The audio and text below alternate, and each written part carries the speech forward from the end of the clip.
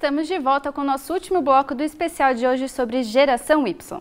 E você dessa geração ainda não ensinou a sua mãe, a sua avó a mexer no Facebook? Elas estão loucas para mandar a pergunta delas. Então ajuda aí no facebook.com/agência de jornalismo ou pelo Twitter @agênciaspm. E quando nós falamos também em geração Y, é difícil não pensar em videogame. O controle, o mouse e o teclado fazem parte da vida de grande parte dos jovens. Jogar pode até ser só por brincadeira, mas por trás de cada clique há muito dinheiro envolvido. O mercado de games fatura cerca de R$1 bilhão por ano só no Brasil.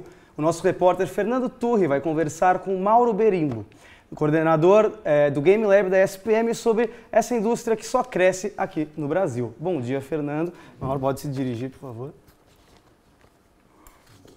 Muito obrigado, Mauro, por estar aqui conosco no estúdio. E bom, já que esse mercado de game movimenta tanto dinheiro, a gente tem, por exemplo, a Blizzard, né, que é um dos maiores desenvolvedores de jogos no mundo.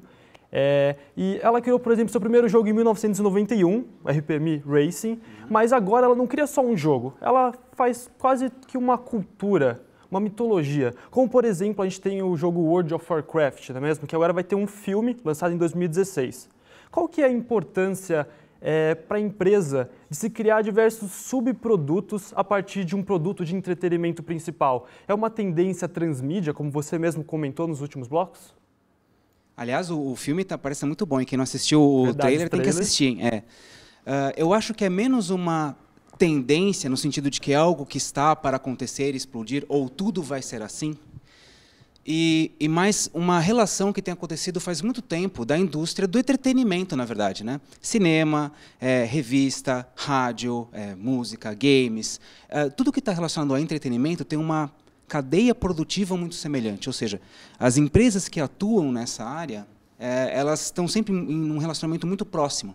E tem, ao mesmo tempo, um consumidor, vocês estão apontando da geração Y, né, é o debate de hoje, que tem uma demanda por esse conteúdo e tempo disponível, está entre os jovens também, o tempo disponível de você ir atrás de toda essa informação, fazer essas relações com Harry Potter, na saga do Star Wars, pesquisar todos os personagens. Achei histórias longuíssimas do pessoal discutindo como que vai ser o filme de Star Wars, a partir apenas do trailer, hiperanálise do trailer. Quer dizer, isso é uma coisa que a gente vê hoje, mas não vejo isso como uma tendência dentro dos games. É o que está acontecendo faz tempo. Você conhece talvez a história do ET, do Atari, né? Quem conhece, joga um pouco videogame, sabe que é um jogo que lançou lá em 82 e foi a causa da quebra da Atari e da indústria americana, de tão ruim que era, coitado do jogo, né? Mas isso já acontece faz tempo dentro da indústria e vai continuar acontecendo, claro. Pode esperar jogo de Star Wars, mais aí, Harry Potter, etc. Bom, e como você mesmo comentou, né, o jogo pode ser só um passatempo, uma brincadeira, você pode conhecer ali, quem sabe, seu futuro amor dentro do Call of Duty, ou também pode ser assunto sério, né? Como é que é esse perfil dos jogadores do século XXI e quais são algumas mudanças desses gamers da década de 90, por exemplo? O que a gente percebe é uma mudança menos no jogador e mais na oferta que tem sido dada para ele. Então, o jogador ele tem sempre buscado a mesma coisa, entretenimento, boa diversão. Lá nos anos 80, nos anos 90, a gente tinha jogos ruins, porque testar um jogo era difícil, era caro, mais caro. Produzir um jogo as equipes eram menores, a verba disponível para a produção era menor, então era uma equipe de 7, 8, 10 pessoas que desenvolviam um jogo que a gente jogava nos arcades, nos videogames, né? Então a chance de sair coisas ruins era fácil. Hoje não, hoje tem produtos de altíssima qualidade desenvolvidos para isso, o consumidor cobra isso, né? E ele também está presente, esse consumidor, em multiplataformas. Então, está com o celular, está com o seu tablet, está dentro do videogame, está na TV, tá jogando no PC. Então, esses jogos estão tentando usar esse tipo de interação. Mas o que a gente vê mesmo são produtos diferentes para cada momento do dia. Vai ter um jogo para cada momento do seu dia. Você está na fila, você pode jogar um jogo de celular. Você está tá em casa, tranquilo, você tem 3, 4 horas disponível, tem um jogo para você jogar também ali. E quando eu falei que eu ia te entrevistar, muitos amigos meus perguntaram quais são dicas, então, quem quer ingressar nesse mercado de trabalho. Se você puder falar para a gente rapidamente alguns tópicos de quais são algumas competências que esses profissionais precisam ter para ser bem-sucedidos. A dica básica é a seguinte. Muita gente acredita que quando você quer trabalhar com games, você vai ter que trabalhar com programação, tá? E game design, só dentro da parte de desenvolvimento, a gente tem game design, que é uma área que você não precisa saber programar, tem as áreas de programação, tem área de arte. Dentro do desenvolvimento, você tem diversos tipos de profissão disponíveis para quem quiser seguir. Mas, no Brasil, a verdadeira demanda é para pessoas que sabem fazer negócios, é para o publisher. É o cara que entende de games, joga games, tem um repertório legal, mas ele sabe vender jogos, sabe até um distribuidor e ofertar aquele produto, ele sabe posicionar um produto corretamente na gôndola, ele sabe fazer propaganda na televisão sobre isso. Isso que o Brasil está sentindo muita falta. E aqui dentro da SPM em particular, a gente está construindo isso com o curso técnico, nosso curso novo, ele é o que tem mais essa identidade, para formar esse tipo de perfil que quem quiser ingressar de uma maneira, diria assim, boa dentro da área de games, atuando nessa área fortemente, inclusive com projeção internacional, essa parte de publicação é o caminho. Legal, então. Então, é uma boa dica para quem sonha, né, em trabalhar com os jogos eletrônicos. Muito obrigado, Mauro, Thiago, Marina. Fernando, Mauro, desculpa, eu pronunciei seu nome errado, né? Pode me corrigir? É berimbau, é igual instrumento mesmo. Tá? Ok, então eu peço desculpa. E a gente vai continuar agora falando sobre games com a nossa repórter Carolina Cunha, que vai falar sobre um campeonato que vai acontecer agora em dezembro. Não é, Carol? Bom dia, Marina. Bom dia, Thiago. Pois é, o ano pode estar acabando, mas os fãs de League of Legends ainda têm mais um evento para acompanhar esse ano. Entre os dias 10 e 13 de dezembro acontece, em Los Angeles, o All-Star 2015, que é um evento que celebra o fim da temporada de torneios. Os fãs puderam votar em seus jogadores preferidos para formar 5 times dos sonhos. A sexta e última equipe será escolhida ainda essa semana em Melbourne, na Austrália, onde está acontecendo o International Wild Card, que conta até com a participação de uma equipe brasileira. O All-Star, além da modalidade 5 vs 5, conta ainda com jogos 1 vs 1 e outros modos divertidos e diferentes. Para mais informações, você pode acessar o site lowesports.com.br. Carolina Bruzio para o SPM no ar. Bom, a gente já mostrou aqui que quando a gente fala sobre cinema, a geração Y já enfrenta vários conflitos no mercado de trabalho. Vamos acompanhar a reportagem de Tayane Matos, que vai aprofundar um pouco mais sobre esse tema. Por que será que esses jovens estão correndo de um lado para o outro? É celular na mão, trabalhos por fazer, bate-papo, tudo ao mesmo tempo. Típico da geração Y. Mas você sabe como essa geração se comporta no trabalho? Vem cá que eu te explico. Um dos maiores desafios do mercado de trabalho atual é entender o perfil da geração Y.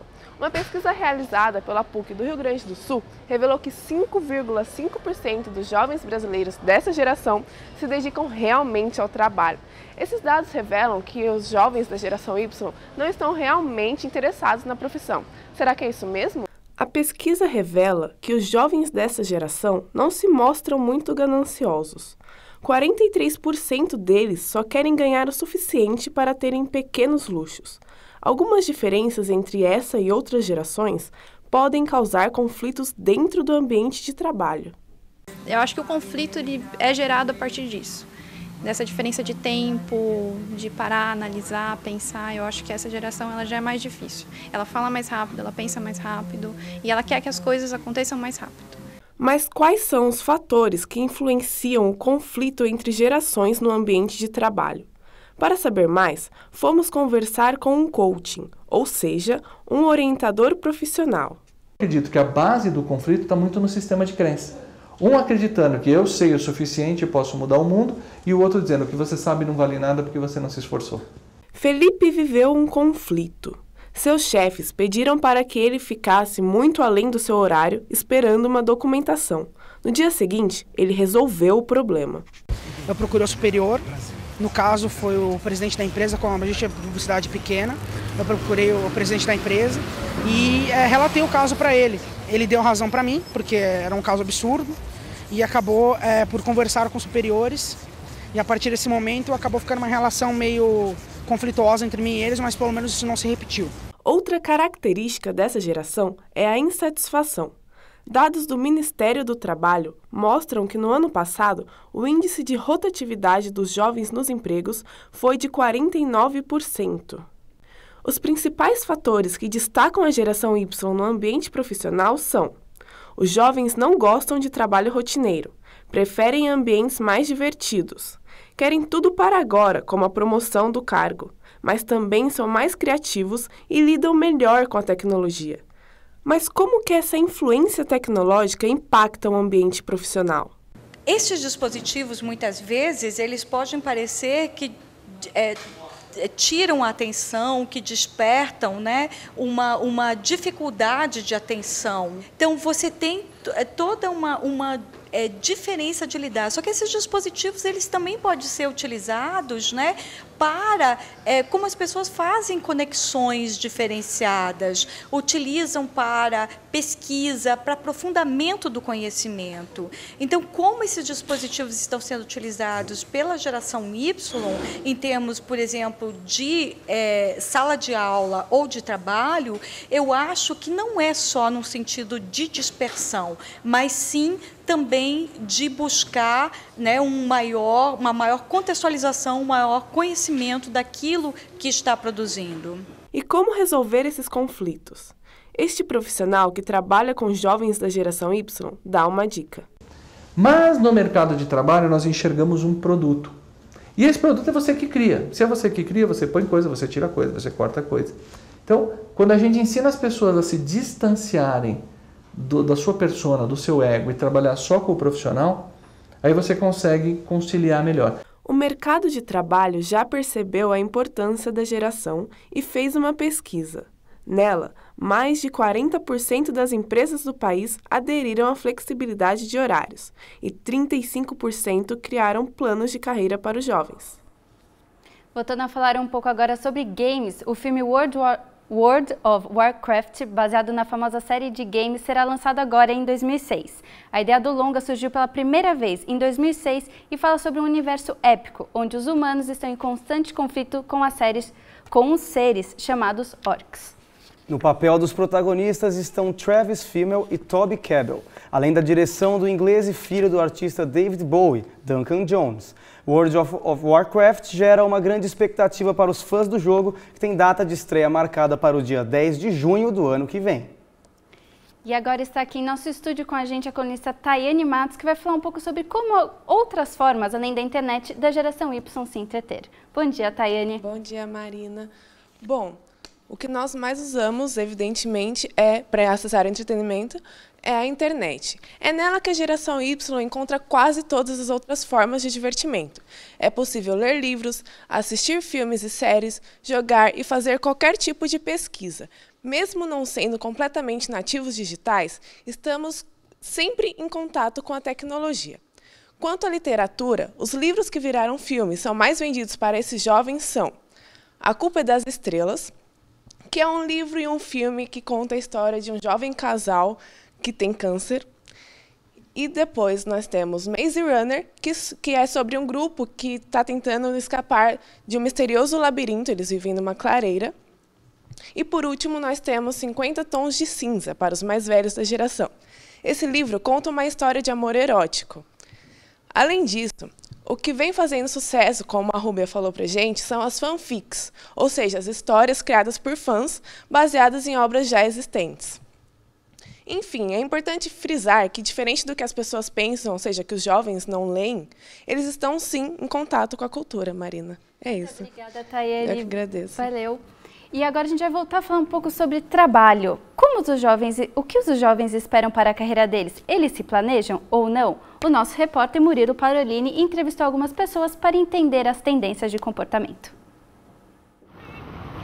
O salário já não é o mais importante na hora de escolher um emprego. Uma empresa americana de recrutamento fez uma pesquisa que revela o que esses jovens buscam no novo emprego. A primeira preocupação é ter horário flexível, depois bom relacionamento dentro da equipe e benefícios que priorizem a qualidade de vida. Este estudante de publicidade e propaganda acabou de entrar em uma multinacional e algumas das exigências pesaram na escolha da empresa. A remuneração não é algo que me preocupa, não é algo que eu penso. Mais pela oportunidade, o tamanho da empresa, a chance de crescer é muito mais importante do que o salário. O horário é muito flexível, é muito tranquilo. O meu gestor é muito de boa com isso, ele deixa a gente super livre. Ele sempre se preocupa em saber como a gente está na faculdade. A geração Y é uma das mais ambiciosas e apressadas. Quer atingir o topo de suas carreiras e também são os menos satisfeitos com o estilo de vida atual. Para essa especialista em recrutamento de estagiários, o imediatismo dessa geração interfere diretamente na postura das empresas. Hoje a gente tem uma geração Y imediatista, né, por conta de toda a questão que a gente vive e faz parte do desenvolvimento. Então a gente precisa estar atento ao que o candidato busca e aquilo que ele tem, o que nós temos para oferecer como empresa. Lembrando que também faz parte da empresa ter um olhar muito voltado para essa geração, que é uma geração que pede desafios, oportunidades, crescimento. Quem pertence à geração Y enfrenta várias dificuldades no mercado de trabalho, desde o medo de ser avaliado até as grandes responsabilidades que passam a ter. Ainda divido muitas preocupações de trabalho com a da faculdade. Então, as matérias ainda me pegam muito tempo e tal, mas acho que focar 100% assim, no trabalho, acho que mais para frente. Então, agora é bem tranquilo, é mais aprender, vontade de ver tudo, vontade de interagir com as outras marcas da empresa, não só a que eu estou, vontade de conhecer, ver o que eles fazem, conhecer o mercado. Esta psicóloga e coordenadora do Núcleo de Carreiras da ESPM não vê imaturidade nos jovens dessa geração. Um primeiro sinal para mim de que não há imaturidade é o aluno procurar o serviço de orientação de carreira para tentar entender o que está acontecendo, ou porque ele não sabe o que ele quer, ou porque ele não passa nos processos seletivos, às vezes acontece isso. Então, a busca dele por um serviço de apoio, para mim, já demonstra uma maturidade, né? O que seria imaturo? Eu entenderia como imaturo ele culpar, responsabilizar, por exemplo, os processos seletivos, quando ele não é aprovado, né? Ou reclamar do mercado de trabalho porque ele tem que fazer uma escolha. No segundo trimestre de 2015, a taxa de desemprego atingiu o maior patamar desde 2012, chegando a 8,2% conforme os dados do IBGE. Com essa crise, os jovens precisam encontrar novos caminhos e novas alternativas para superar as dificuldades de se manterem no mercado de trabalho. Um desses exemplos é o aplicativo Versus. Ele foi criado a partir de uma necessidade de amigos. Sempre faltava alguém no futebol e eles queriam achar pessoas para completar as partidas. Para o idealizador do aplicativo, o que era um hobby já se tornou uma nova fonte de renda. Quando a gente começou a sonhar nisso, até poderia ser um hobby, mas depois que saiu do papel mesmo a ideia, o aplicativo pronto, funcionando, com usuários que a gente nem conhece, eu acho que já virou um segundo emprego, sim. A coordenadora de carreiras deixa uma dica para quem está na dúvida sobre qual carreira seguir. A primeira mensagem é você ir atrás do que você gosta mesmo, né? A gente sabe, tem estudos que comprovam, que quando você trabalha com uma atividade que é do teu interesse, seja o teu interesse qual for, seja o teu interesse a própria realização daquelas tarefas, ou o teu interesse a remuneração que você tem com aquilo, isso não importa. O trabalho não pode ser uma escolha só de uma ponta, que é a ponta que contrata. Ele deve ser uma escolha também de quem está sendo contratado.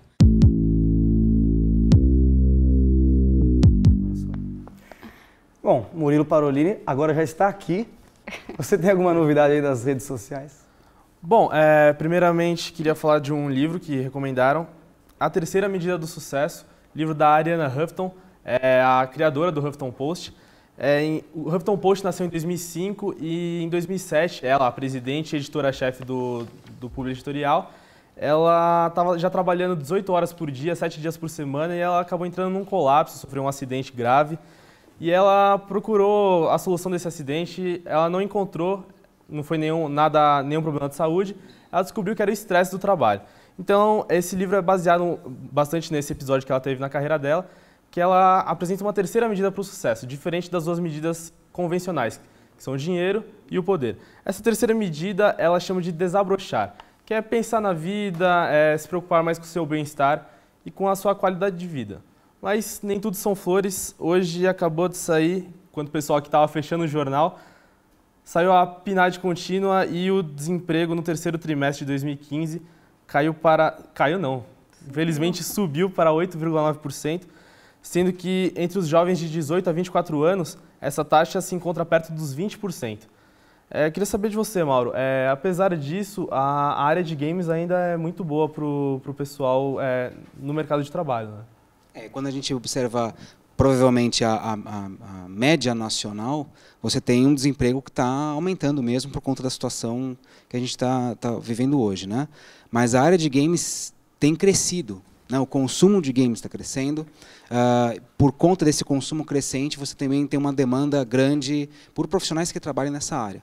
Novamente, a parte de desenvolvimento tem demanda para isso, mas especialmente a área comercial dos games, né? De como que você faz para vender um jogo, é o que tem surgido muita demanda, inclusive por conta de um cenário indie game, né? Você tem muito desenvolvedor que está saindo hoje da faculdade, o cara tem o seu joguinho na mão, quer sair vendo, quer, enfim, ganhar dinheiro com o game dele, mas ele não sabe muito bem como, porque o DNA dele é de artista, é de programador. Tem demanda para essa área, mas para o cara que vende, e inclusive, já que a gente está falando aqui com o pessoal com a equipe de jornalismo aqui, vocês estão apresentando bastante sobre empreendedorismo digital, blogueiros e etc. Esse também é uma parte que tem desenvolvido muito. Como é que você faz jornalismo hoje para um público geração Y que está conectado a um monte de lugares diferentes? Como é que você passa uma informação com densidade? E games tem sido um caminho para isso. Ainda muito experimental, ainda precisando ser pesquisado. Uma coisa que a gente faz no Game Lab é pesquisar exatamente isso, mas que tem demanda por aí, sim. Surgiu uma pergunta aqui da Nadine. Ela queria saber de vocês, como vocês acham que o jovem deve fazer para hoje em dia arranjar emprego e estágio? Quais são os principais desafios e caminhos deles? Hoje, o ponto principal para se conseguir um emprego é trabalhar com competências e não com conhecimento. Conhecimento entra num segundo momento. As competências, como? Trabalhar em grupo, saber se relacionar, saber promover aquilo que gosta, ter diálogo de uma maneira mais solta e interativa. Então, a dica para se conseguir um emprego hoje é se preocupar com as competências, aquilo que você tem que é próprio seu. E aí você vai desenvolver dentro da universidade e fora dela. Esse é o caminho que hoje a gente começa a enxergar. Obrigada. E agora, para encerrar nosso programa, a gente vai falar com a nossa repórter Juliana Cândido, que a gente falou tanto se o jovem lança tantas novas tendências, no esporte ela também acontece. Nesses últimos tempos surgiu o Slackline, que ela vai contar mais para a gente do que se trata essa nova modalidade. É isso aí, Marina. O slackline é um esporte que está sendo muito praticado atualmente. O objetivo dele é se manter equilibrado em uma corda de nylon, mas ele está sendo adaptado com outros movimentos, até mesmo saltos e novas manobras. O Luiz é estudante de administração da SPM e também faz parte da Atlética, e ele é um novo adepto ao slackline. Oi, Luiz, como você despertou interesse em praticar o esporte? O interesse eu despertei num dos eventos da Atlética que teve aqui na quadra, onde eu fui apresentado para o esporte, e desde então, fazem 2 anos, eu venho praticando cada vez mais e venho adaptando as modalidades também.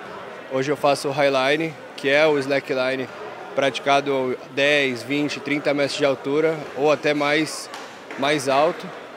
E veio da Atlética, por incrível que pareça, esse interesse, e hoje eu sou um fã do esporte, assim, amo esse esporte. E desde quando você começou a praticar o highline, que é esse slackline praticado nas alturas? O highline veio de uma oportunidade que eu tenho grandes amigos no esporte e me foi feito o convite a viajar com eles e fazer essa tentativa. E quando eu tentei, eu vi que era uma adrenalina fora de série, quando você vê, olha para baixo, você vê que está ali 20 metros de altura, pedra embaixo de você, você pensa, nossa, só depende de mim, e isso para mim me motivou muito, assim. E quando você vê que você está desafiando a sua própria vida, você começa a valorizar muitas coisas, assim. Onde você costuma praticar? Normalmente eu pratico no Parque do Ibirapuera, que é perto de casa, então para mim é mais fácil. Mas viajo também, Mariporã, a gente tem alguns encontros, Guarujá, sempre viajando. Você já se machucou praticando esse esporte? Qual a dica que você tem para o pessoal que quer começar a praticar? Já me machuquei, eu infelizmente levei 5 pontos na testa, numa tentativa de um mortal para frente, na fita, e eu acabei caindo no chão. A dica que eu dou para as pessoas que estão iniciando no esporte, que não têm muita uma noção ainda, é sempre usar fita de segurança, amarrou a catraca na árvore, passa uma fita, amarra na árvore, faz uma segunda ancoragem, porque realmente é perigoso. Eu já tomei uma catraca estourou no meu pé e infelizmente eu fiquei 1 mês sem poder pisar no chão, então eu sei que dói. E essa é a dica que eu tenho que dar. Usa bastante segurança e sempre que der com alguém, porque se der algum erro, você está acompanhado. Tá bom, Luiz. Muito obrigada. Juliana Cândido para o SPM no ar. Bom, hoje a gente vai encerrar nosso programa, então, agradecendo muito a presença dos nossos convidados. Primeiramente, Ismael Rocha, diretor acadêmico aqui da SPM. Alguma última mensagem para os nossos espectadores? Queria agradecer o convite, dizer da alegria de ter participado com vocês. Quero parabenizar essa equipe toda por esse programa tão divertido e tão dinâmico. Dizer para a geração Y para não ter vergonha de ser geração Y. Ter coragem de enfrentar suas próprias realidades. Eu acho que esse é um caminho. Obrigado. Obrigado, Rúbia Ferrão, advogada que trabalha com direito digital. Muito obrigado pela participação. Eu também agradeço o convite, também parabenizo a equipe toda. Olha, tá ótimo, parabéns, viu? E uma última dica que eu deixo para essa geração de jovens é que tome cuidado com o que posta e com o que compartilha, porque isso pode gerar responsabilidades. Respeite o direito de terceiros e mais, aproveite mais o mundo real também, né? Não fique só na internet. Obrigada, Rubê. Mauro Berimbau também. Por favor, seu agradecimento. Parabéns pelo trabalho de todos vocês aqui da equipe, extremamente profissional, parabéns mesmo, obrigado pelo convite. E como dica final, eu diria para a geração Y ir atrás dos seus sonhos, tá? Eu era criancinha nos anos 80, jogava videogame, jamais imaginei que um dia ia trabalhar com isso, pesquisar com isso e estar em contato com Sony, Microsoft, jamais imaginei, né? E isso foi sendo construído. Então a dica que fica pode até parecer distante, mas não desiste do sonho. Se você lutar, se você se dedicar, para quem se dedica tem espaço na vida. Legal, obrigado mesmo. Obrigado, Murilo, também. Obrigado sempre. Obrigada pela presença, pelas novidades. E quem sabe agora numa próxima, não é, Thiago Vidal? Exatamente, estamos sempre aí. Até mais, muito obrigada pela audiência e pela participação. Até o próximo SPM no ar.